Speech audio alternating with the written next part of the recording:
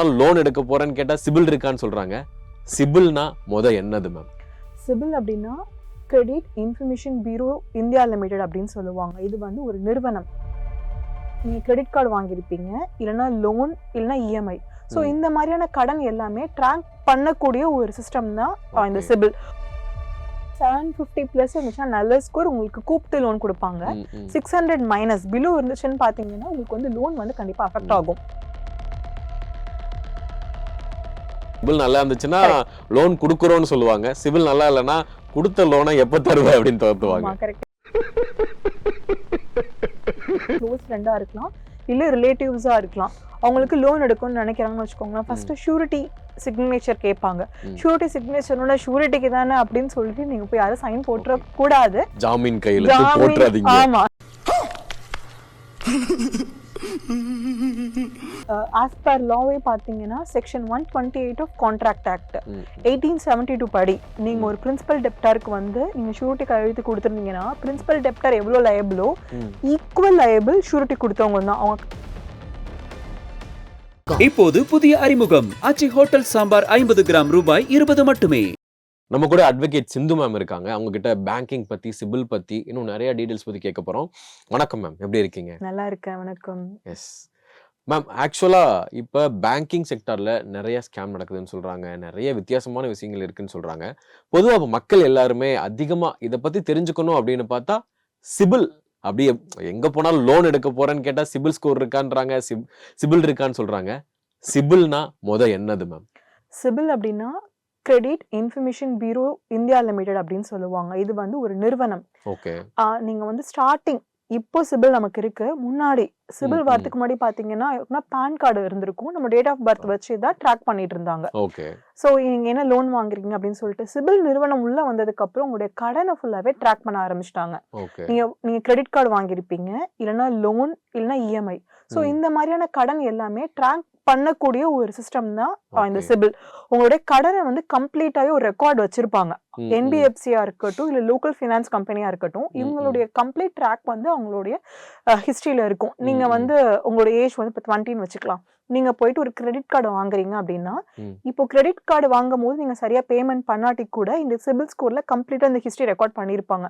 நீங்க ஒரு 45 டர்ன் ஆகும்போது நம்ம ஒரு பெருசா பிசினஸ் பண்ணலாம் அப்படிங்கும் போது அந்த 45 போயிட்டு நீங்க லோன் எடுக்கும் போது உங்களோட ஹிஸ்டரி கம்ப்ளீட்டா ட்ராக் ஆகும். அப்போ நீங்க என்ன மிஸ் பண்ணிருந்தீங்களோ அப்ப கேட்பாங்க, இந்த கடனை அடைச்சிங்களா, இதோட ரெக்கார்டு எடுத்துட்டு வாங்க, இதை நீங்க வந்து செட்டில் பண்ணாதான் உங்களுக்கு நாங்க நெக்ஸ்ட் லோன் கொடுப்போம் அப்படிங்கிற மாதிரியான क्वेश्चंस வந்து உங்களுக்கு சிபில்ல ரைஸ் ஆகும். சோ சிபில் அப்படின்றது ஒரு கம்பெனி, அது ஒரு டேர்ம் கிடையாது. ஸோ அந்த ஒரு கம்பெனின்றது நீங்கள் சொன்னதுக்கு அப்புறம் தான் தெரியுது. ஓகே. ஸோ அந்த சிபில் ஸ்கோர்னு ஒன்று இருக்குல்ல மேம், அதை எப்படி மெயின்டைன் பண்ணுறது, அது எந்த அளவுக்கு ஒரு ஹியூமன் பீயிங்க்கு ஒரு நாங்கள் வந்து ஒரு லோன் வாங்கினோம்னா எங்களுக்கு எந்த அளவுக்கு அஃபெக்ட் ஆகும் அது? ஃபார் எக்ஸாம்பிள் சிபில் ஸ்கோர் வந்து ஒரு 3 டிஜிட் நம்பர், 300 to 900 வந்து சிபில் ஸ்கோர் அப்படின்னு சொல்லுவாங்க. ஃபார் எக்ஸாம்பிள் வந்து 750+ இருந்துச்சுன்னா நல்ல ஸ்கோர், உங்களுக்கு கூப்பிட்டு லோன் கொடுப்பாங்க. 600 மைனஸ் பிலோ இருந்துச்சுன்னு பார்த்தீங்கன்னா உங்களுக்கு வந்து லோன் வந்து கண்டிப்பாக அஃபெக்ட் ஆகும். லோன் கொடுங்கன்னு துரத்துவாங்க. ஆமா, கண்டிப்பா. உங்களுக்கு ஃபோன் பண்ணி லோன் வாங்கிக்கிறீங்களா நம்மள கேட்பாங்க. சிபில் நல்லா இருந்துச்சுன்னா லோன் கொடுக்குறோம்னு சொல்லுவாங்க. சிபில் நல்லா இல்லைன்னா கொடுத்த லோனை எப்ப தருவேன் அப்படின்னு தோத்துவாங்க. கரெக்ட். ஏன்னா வந்து நீங்க வந்து ஆல்ரெடி உங்க ட்ராக் ரெக்கார்ட் பாத்துருப்பாங்க, இவன் ஒழுங்கா கட்டுவான், இவனுக்கு கரெக்டா கூப்பிட்டு லோன் கொடுத்தா கரெக்டா கட்டிடுவான் அப்படிங்கிற ஒரு பாயிண்ட்னால உங்களை கூப்பிட்டு வந்து லோன் கொடுப்பாங்க. சிபில் ஸ்கோர் ஏன் அவ்வளோ இம்பார்ட்டன்ட்? அதை வச்சு ஏன் ஒரு பீப்புளை வந்து ஜட்ஜ் பண்றாங்க? ஏன் சிபில் ஸ்கோர் இம்பார்ட்டன்ட் பார்த்தீங்கன்னா, நீங்க ஒரு லோன் எடுக்க போனீங்கன்னா ஃபர்ஸ்ட் உங்களை செக் பண்றது உங்க சிபில் ஸ்கோரா தான் இருக்கும். உங்க சிபில் ஸ்கோர் வந்து கரெக்டா இருந்துச்சுன்னா உடனே உங்களுக்கு வந்து லோன் கொடுத்துடுவாங்க. சிபில் ஸ்கோர் அஃபெக்ட் ஆயிடுச்சுன்னா, ஏன் அஃபெக்ட் ஆயிடுச்சுங்கிற ஹிஸ்டரி தெரியாட்டி கூட ஏதோ ஒரு மிஸ்டேக் இருக்குங்கிற பாயிண்ட் மட்டும் தான் உங்களுக்கு தெரியும். அந்த மிஸ்டேக்கை நீங்க கரெக்ட் பண்ணுங்க, அந்த லோன் கொடுப்போங்கிறது நெக்ஸ்ட் கொஸ்டினா இருக்கும். ஸோ சிபில் ஸ்கோர்ல ஃபார் எக்ஸாம்பிள் பேன் கார்டு இருக்கு, உங்களோட பேன் கார்டை வேற எங்கேயோ கொடுத்துருங்க, மிஸ்யூஸ் பண்ணியிருந்தாங்கன்னா கூட, வேற யாராச்சும் ஃபேக்கா ஒரு லோன் எடுத்திருந்தாங்கன்னா கூட சிபில் ஸ்கோர்ல உங்களுக்கு ரிஃப்ளெக்ட் ஆகும். இது வரைக்கும் கரெக்டா மெயின்டைன் பண்ணிட்டு இருந்தோமே, ஏன் திடீர்னு வந்து பேன் கார்டுல ஏன் லோன் வந்து டிஃபால்ட் ஆகுதுன்னு பாத்தீங்கன்னா பாத்தீங்கன்னா உங்க பேன் கார்டு மிஸ்யூஸ் ஆயிருக்கும். ஓகே. அதனால ரீசெண்டா சென்ட்ரல் கவர்மெண்ட் என்ன சொல்லியிருந்தாங்கன்னு பாத்தீங்கன்னா, ஆதார் கார்டையும் பேன் கார்டையும் லிங்க் பண்ணுங்க அப்படின்னு சொல்லியிருப்பாங்க. ஏன்னா பேன் கார்டு வந்து உங்களுடைய கம்ப்ளீட் ஃபினான்ஷியல் டிரான்சாக்ஷன் எல்லாமே பேன் கார்டுல இருக்கும். இது வந்து ஆதார் கார்டோட லிங்க் பண்ணும்போது உங்களோட ஆதார் கார்டு ஆல்ரெடி வந்து உங்களுடைய போனோட லிங்க் ஆயிருக்கும். ம். எனி எந்த லோன் எடுத்தாலும் ஓடிபி எல்லாமே உங்களோட போனுக்கு வந்துரும். So okay. ஆதார் கார்டுல என்ன விஷயம் நடந்தாலுமே உங்களோட போனுக்கு வந்து ஆட்டோமேட்டிக்கா இண்டிகேட் ஆகும். ஸோ பேன் ஆதார் கார்டு நம்ம லிங்க் பண்றது வந்து கவர்மெண்ட்டுக்கான விஷயம் கிடையாது, நமக்கான ஒரு விஷயமே. ம், ம், ஏன்னா ம், இப்ப எல்லா இடத்துலயுமே நம்ம ஆதார் கார்டு கொடுக்குறோம், பேன் கார்டு கொடுக்குறோம் ம். எனி வெரிஃபிகேஷனுக்கு. ஸோ என்ன நடக்குது நமக்கு தெரியாம இருக்கலாம். ஏதோ ஒரு அக்கௌண்ட் உங்களுக்கு ஆல்ரெடி எக்ஸிஸ்டிங்ல இருந்திருக்கலாம், நீங்க க்ளோஸ் பண்ணியிருக்கலாம். ஸோ ப்ராப்பரா க்ளோஸ் ஆனுச்சான்னு நமக்கு தெரியாம கூட இருக்கலாம். ம், ம், அந்த ம். சிச்சுவேஷன்ல வந்து நீங்க இது 2மே ப்ராப்பரா லிங்க் பண்ணியிருந்தீங்கன்னா, உங்களோட நோட்டீஸ்க்கு வந்திருக்கும். உங்க நோட்டீஸ்க்கே வராம யாருமே லோன் எடுத்திருக்க முடியாது. அதனால தான் இது 2மே லிங்க் பண்றது அவ்வளவு இம்பார்ட்டன்ட். Okay ma'am. ஸோ இந்த பேங்கிங்ல வந்து இப்ப நெறைய பேரு சில விஷயங்கள் தெரிஞ்சுக்கணும் அப்படின்னு நீங்க நினைக்கிறதுனா, என்ன விஷயத்த மக்கள் தெரிஞ்சுக்கிட்டா போதும்? இத தெரிஞ்சுக்கிட்டீங்கன்னா, நீங்க எல்லாமே லோன்ல இருந்து எல்லா விஷயத்தையும் நல்லா ஹேண்டில் பண்ணலாம்னா என்ன விஷயம் தெரிஞ்சுக்கணும் மேம்? பேங்கிங்ல வந்து ஃபார் எக்ஸாம்பிள் நான் இம்பார்ட்டன்ட் தெரிஞ்சுக்கணும் அப்படின்னு நினைக்கிறீங்கன்னா, ஃபார் எக்ஸாம்பிள் வந்து உங்களுக்கு க்ளோஸ் ஃப்ரெண்டா இருக்கலாம், இல்ல ரிலேட்டிவ்ஸா இருக்கலாம். அவங்களுக்கு ம். லோன் எடுக்கணும்னு நினைக்கிறாங்கன்னு வச்சுக்கோங்களேன். ஃபர்ஸ்ட் ம். ஷூரிட்டி சிக்னேச்சர் கேட்பாங்க. ம். ஷூரிட்டி சிக்னேச்சர்னா ஷூரிட்டிக்கு தானே அப்படின்னு சொல்லிட்டு நீங்க போய் யாரும் சைன் போட்டுற ஓகே. கூடாது. ஜாமீன் கையெழுத்து ஜாமீன் போட்றாதீங்க. ஆமா, இந்த ராசிலாம் சொல்லுவாங்கல்ல, ஆமா. யாருக்குமே வந்து ஜாமீன் கையெழுத்து போட்டுருக்காதப்பா மாட்டிப்ப அப்படி அந்த மாதிரி. கரெக்ட். ஆமா. நீங்க வந்து நமக்கு என்ன விஷயம் தெரிஞ்சு போறது வேற, ஓகே. தெரியாமயே போயிட்டு கூப்பிடுறாங்களேன்னு சொல்லிட்டு ம், நம்ம ம். சிக்னேச்சர் போட்டோம்னா நமக்கு ஒரு பெரிய விஷயம் ரெடியா இருக்குங்கிற ஓகே. மாதிரியான அர்த்தம்.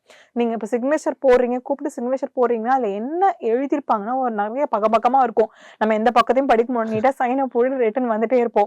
அதுல என்ன எழுதியிருப்பாங்கன்னா, டெப்டார் அதாவது கடன் வாங்குனவங்க வந்து குடுக்கல அப்படின்னா, கிரெடிட்டர் ஆகிய பேங்க் வந்து ஷூரிட்டி குடுத்த உங்கள, ஜாமீன் குடுத்த உங்கள நீங்க தான் பேமெண்ட் பண்ணணும்னு அதுல எழுதியிருக்கும். நம்ம ம். அதுக்கு ஒத்துக்கிட்டு தான் சிக்னேச்சரே போட்டிருப்போம். ஓகே. ஓ! ஆமா. அதுதான் அதுதான் அதுதான் அதுல விஷயம். இருக்கிற விஷயமே. ஓகே. அவங்க குடுக்கலன்னா நீங்க லயபிள் அப்படிங்கிற விஷயம் தான் ஓகே. அதுல இருக்கிறதே. ஓகே. இப்ப வந்து ஒருத்தவங்க இப்ப நான் ஒரு ஜாமீன் கையெழுத்து போட்டிருக்கேன் அப்படின்னா, அத வந்து என்னென்ன வகையில அவங்க எனக்கு வந்து அஃபெக்ட் ஆகும்? அது இப்ப நீங்க சொல்ட்டீங்க.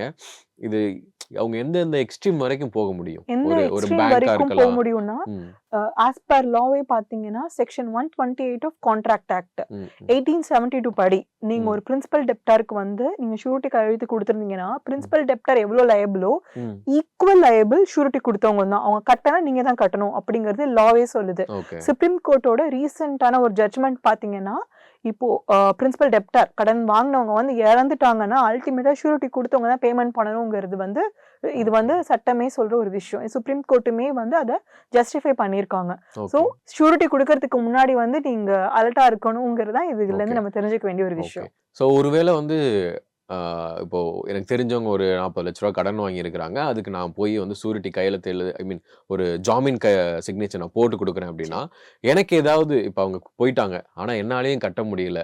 அந்த பேங்கோ, அந்த நபரோ என்னதான் தேடி வராங்கன்னா, அதுலருந்து நான் தப்பிக்கிறதுக்கு லீகலா ஏதாவது ஆ விஷயங்கள் இருக்குதா? சில ரொம்ப மைல்டான விஷயங்கள் தான் இருக்குது. மைல்ட் ரெமெடிஸ் ஃபார் எக்ஸாம்பிள் வந்து நீங்க வந்து ஷூரிட்டி போட்டிருக்கீங்க. டியூ ம். கோர்ஸ் ஆஃப் ப்ராசஸ்ல ஏதாவது இன்ட்ரெஸ்ட் வந்து கம்மி பண்ணியிருக்காங்களா? ம். இல்ல நீங்க சைன் பண்ணதுக்கு அப்புறம் ஏதாவது டெர்ம்ஸ் அண்ட் கண்டிஷன்ல சேஞ்சஸ் இருக்கா? அப்படிங்கிறதெல்லாம் நீங்க வெரிஃபை பண்ணீங்கன்னு ம். ம். வச்சுக்கோங்களேன். ம். ஏதாவது சேஞ்சஸ் இருந்துச்சுன்னா, என்னோட நாலேட்ஜ்க்கு இல்லாம நீங்க சேஞ்சஸ் பண்ணியிருக்கீங்கன்னு சொல்லிக்கலாம். ம். ஸோ ம். இது ஒரு பாயிண்ட். செகண்ட் பாயிண்ட் என்னன்னு சொல்லலாம்னு பார்த்தாங்கன்னா, இறந்து போனவங்களுக்கு வந்து சொத்து இருக்கான்னு பார்ப்பாங்க. ம். அட்டாச்மென்ட் பிஃபோர் ஜட்ஜ்மென்ட் அப்படின்னு சொல்லுவோம். ஏபிஜே அவங்களுடைய சொத்து எல்லாமே அட்டாச் பண்ணிட்டு, அது மூலியமா அவங்க வந்து ரெக்கவர் வாங்கிக்கலாம். ஓகே.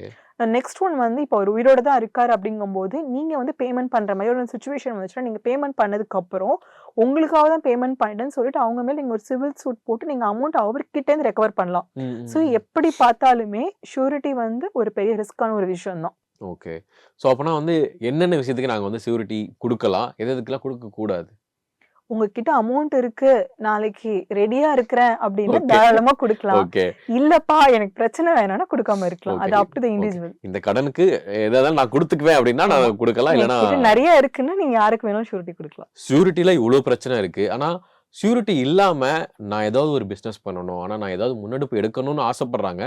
ஆனா, அவங்களுக்கு லோன் கிடைக்கணும். ஷூரிட்டி இல்லாமலே லோன் வாங்குறதுக்கு என்ன ப்ராசஸ் இருக்கு? அதுக்கு வாய்ப்புகள் இருக்கா?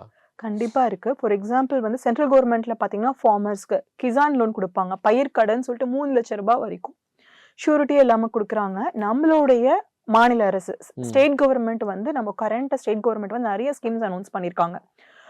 நீடு ஸ்கீம் அப்படின்னு ஒன்று இருக்குது. இது வந்து மேனுஃபேக்சரிங் செக்டாருக்கு வந்து பாத்தீங்கன்னா 5 crores வரைக்கும் கடன் கொடுக்குறாங்க. 25% வரைக்கும் சப்சிடி, இல்லைன்னா 75% வரைக்கும் சப்சிடியோட கொடுக்குறாங்க. மானியம் 75% சப்சிடியா? 25% வரைக்கும் சப்சிடி, 75 lakhs வரைக்கும். ஓகே. 5 crores 25% விட 75 lakhsல 75 lakhs வரைக்கும் உங்களுக்கு சப்சிடி கொடுக்குறாங்க. யார் கொடுப்பா? கவர்மெண்ட் கொடுக்குறாங்க. இது எல்லாமே தொழில் முனைவோருக்கான ஒரு கடன். இது வந்து நீங்க ஒரு மேனுஃபேக்சரிங் இண்டஸ்ட்ரி வச்சிருந்தீங்கன்னா நீங்க வந்து நீட் ஸ்கீம்ல போலாம். இப்போ வந்து நான் ஒரு பொருளை வாங்கி விற்கணும்னு ஆசைப்படுறேன் ஆஃப்லைன்ல. சில பேர் சாரி வாங்கி விற்கணும்னு நினைப்பாங்க, ஒரு பாட்டில் விற்கணும்னு நினைப்பாங்க. So it differs. UYEGP அப்படின்னு சொல்லிட்டு ஒரு ஸ்கீம் இருக்கு. அதுல வந்து 15 லட்சம் ரூபாய் வரைக்குமே உங்களுக்கு வந்து கடன் கொடுக்குறாங்க. அதுல 25% வரைக்கும் உங்களுக்கு சப்சிடி கொடுக்குறாங்க. ஸோ 3.75 லட்சம் வரைக்குமே உங்களுக்கு அதுல வந்து சப்சிடி அமௌண்டா உங்களுக்கு வரும். ஸோ இது வந்து ஒரு பொருளை வாங்கி விற்கணும், ட்ரேடிங்னு சொல்லுவாங்க. இது எல்லாமே வந்து கவர்மெண்டே கொடுக்குற ஒரு லோன். இது இல்லாம பாத்தீங்கன்னா 2026 வந்து ஒரு RBI வந்து ஒரு ரெகுலேஷன் எடுத்துட்டு வந்திருக்காங்க.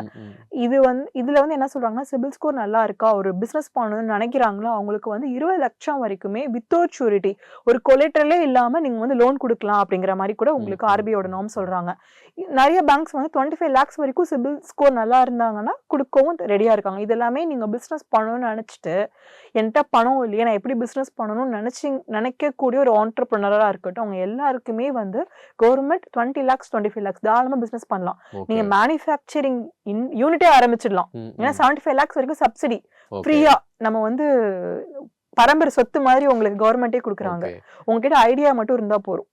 இம்ப்ளிமெண்ட் பண்றதுக்கான ஐடியாவும் ப்ராஜெக்ட் ரிப்போர்ட் போய் நீங்க MSME நியர்பை MSME கிண்டில இருக்கு சார். நீங்க போயிட்டு அங்க வந்து ஒரு நீடோட அப்ளிகேஷன் வாங்கிக்கணும், இல்ல UNEGP அப்ளிகேஷன் வாங்கிக்கணும். என்ன சொல்லுவாங்க, உங்க GST ரெஜிஸ்டர் பண்ணிருக்கணும், முன்னாடி பிசினஸ் எதுவுமே நீங்க பண்ணிருக்க கூடாது, நீங்க நியூ ஆண்டர்பிரினரா இருக்கணும், உங்களுக்கு வந்து ஒரு பிசினஸ் பண்ணக்கூடிய ஒரு ஆஸ்பிரேஷன் இருக்கு, நீங்க ஜஸ்ட் ஒரு கொட்டேஷன் வாங்கி நீங்க சப்மிட் பண்ணணும்.